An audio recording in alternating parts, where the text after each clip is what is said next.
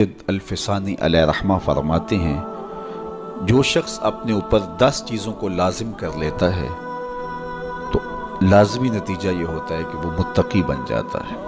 وہ 10 چیزیں کون سی ہیں؟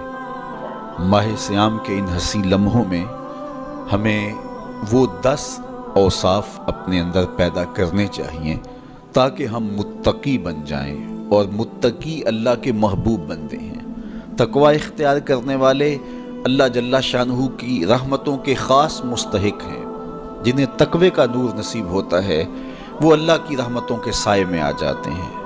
اگر ان پر مصائب، آلام، مشکلیں آتی ہیں تو ان کے تقوی کی وجہ سے اللہ انہیں راستے عطا کر دیتا ہے۔ وَمَن يَتَّقِ اللَّهَ يَجْعَل لَّهُ مَخْرَجًا وَيَرْزُقْهُ مِنْ حَيْثُ لَا يَحْتَسِبُ۔ اللہ اکبر۔ ارشاد فرمایا کہ جو اللہ سے ڈرتا ہے، تقوی اختیار کرتا ہے، اس کے لیے ہم مصیبت سے نکلنے کے راستے پیدا کر دیتے ہیں، اور اللہ جل شانہ اس کے لیے وہاں سے رزق عطا کرتا ہے جہاں سے اسے گمان بھی نہیں ہوتا ہے۔ تو یہ تقوی کا نتیجہ ہے جو اہل تقوی کو نصیب ہوتا ہے۔ تو حضرت شیخ نے 10 وہ امور بتائے جو اپنے اوپر لازم کر لینے سے تقوی نصیب ہوتا ہے۔ سب سے پہلی بات آپ فرماتے ہیں زبان کو غیبت سے بچائے۔ اتقاء کے حصول کے لیے زبان کو پاک کرنا ضروری ہے۔ انسان کے زیادہ تر گناہ اس کی زبان کی وجہ سے ہے، اور غیبت یہ بدترین عمل ہے، اور اس کو بدکاری سے بھی برا قرار دیا گیا ہے۔ الغیبت اشد من الزنا۔ تو اپنی زبان کو غیبت سے بچائے۔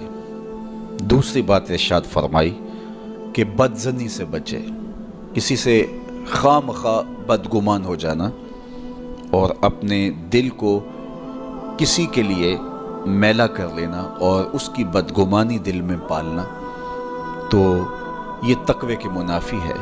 تو کسی کی بدگمانی سے، بدظنی سے اپنے دل کو بچائے، زبان کو غیبت سے بچائے، دل کو بدگمانی سے بچائے، اور مسخرہ پن سے بچے۔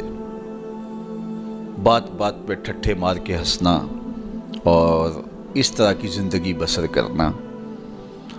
اور آج کل تو جب بھی دوست احباب اکٹھے بیٹھتے ہیں تو سنجیدہ اور متین باتیں کم ہوتی ہیں، زیادہ وقت لطیفوں میں ہی کٹ جاتا ہے۔ انسان کو خوش مزاج ہونا چاہیے، اس کی طبع میں شگفتگی ہونی چاہیے، لیکن شگفتگی، خوش مزاجی اور مسخرہ پن میں فرق ہے، اس کو سمجھنا چاہیے۔ سنجیدہ اور متین زندگی یہ مومن کی زینت ہے، انسانیت کا حسن ہے۔ اس لیے تقوی کے حصول میں مانع ہے مسخرہ پن۔ اگر کوئی شخص متقی بننا چاہتا ہے تو اس کو سنجیدہ اور متین بننا ہوگا۔ طبیعت کی خوش مزاجی یہ معنی نہیں ہے، لیکن مسخرہ پن اور چیز ہے، اس سے روک دیا گیا۔ چوتھی چیز حضرت شیخ احمد فرماتے ہیں کہ اپنی آنکھ کو حرام سے بچائے۔ اپنی آنکھ کی حفاظت کرنے سے تقوی حاصل ہوتا ہے۔ جب آنکھ خراب ہوتی ہے تو دل خراب ہوتا ہے، جب دل خراب ہوتا ہے تو پھر پورا بدن خراب ہو جاتا ہے۔ اس لیے وہ دروازہ جو کھلا ہے اور اس سے بدی شر اندر اتر رہی ہے، اور پھر اس سے آپ کا سارا نظم ہستی برباد ہو رہا ہے، تو اس دروازے کو بند کریں۔ تو اپنی آنکھ کو حرام سے بند کریں۔ پانچویں چیز ارشاد فرمائی ہمیشہ سچ بولے۔ جھوٹا شخص کبھی متقی نہیں ہو سکتا۔ اتقاء کے حصول کے لیے اپنے آپ کو سچ کا خوگر بنانا ہوگا۔ سچ کے بغیر کبھی نہ بولیں۔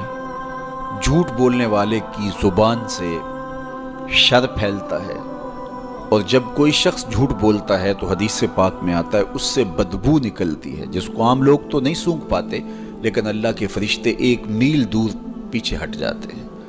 تو مومن سچا ہوتا ہے، مومن جھوٹا نہیں ہوتا، اور تقوی کے اصول کے لیے سچ شرط ہے۔ چھٹی چیز ارشاد فرمائی ہر حال میں اللہ کا احسان مانے۔ جب کوئی بھی انسان پر بہتری آئے تو اس وقت یہ کہے کہ یہ میرے رب کا احسان ہے کہ مجھے یہ حاصل ہوا ہے۔ بہت سارے لوگ اپنی محنت کا نتیجہ قرار دیتے ہیں کہ یہ میں نے کیا تو اس کے نتیجے میں یہ ملا۔ بسا اوقات آپ کتنا سیدھا کام کر رہے ہوتے ہیں، کتنی محنت کر رہے ہوتے ہیں، لیکن نتیجہ اس کے برعکس آ رہا ہوتا ہے۔ سیدنا علی المرتضیٰ رضی اللہ تعالیٰ عنہ فرماتے ہیں میں نے اللہ کو اپنے ارادوں کی شکست سے پہچانا، تو یہ اس کی کرم نوازی ہے کہ اس نے ایسا کر دیا۔ صحت میرا کمال نہیں، یہ اللہ کی عطا ہے۔ علم میرا کمال نہیں، یہ اللہ کی عطا ہے۔ لہجوں کی خوبصورتی یہ اس کی عطا سے ممکن ہے۔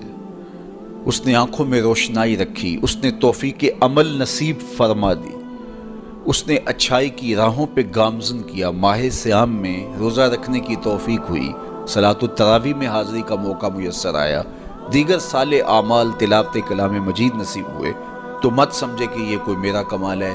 اللہ کا احسان مانے گا تو غرور پیدا نہیں ہوگا، تکبر پیدا نہیں ہوگا۔ تو ہر حال میں اللہ کا احسان مانے، جو بھی خیر اس کو ملے وہ کہے یہ میرے رب کی طرف سے ہے، اور اگر اس کا کرم نہ ہوتا تو یہ عمل مجھے نصیب نہ ہوتا۔ اور کتنے عمل ہیں کہ نصیب ہونے کے بعد عجب سے، تکبر سے، ریاکاری سے برباد ہو جاتے ہیں۔ کیتی کتری پئی کھو محمد تے سکہ بنیا زردہ، کتنے عمل ہیں کہ برباد ہو جاتے ہیں، تکبر آ گیا، عجب آ گیا، ریاکاری آ گئی، تو یہ اس کی طرف سے ہی ہے۔ تو جب یہ کہے گا تو عجب، تکبر، غرور کچھ پیدا نہیں ہوگا، تو پھر عمل قبول ہوگا اور انسان تقوی کی منزل تک پہنچے گا۔ ساتویں چیز، اپنا مال راہ حق میں خرچ کرے، ناحق راستے پر ایک درہم بھی خرچ نہ کرے۔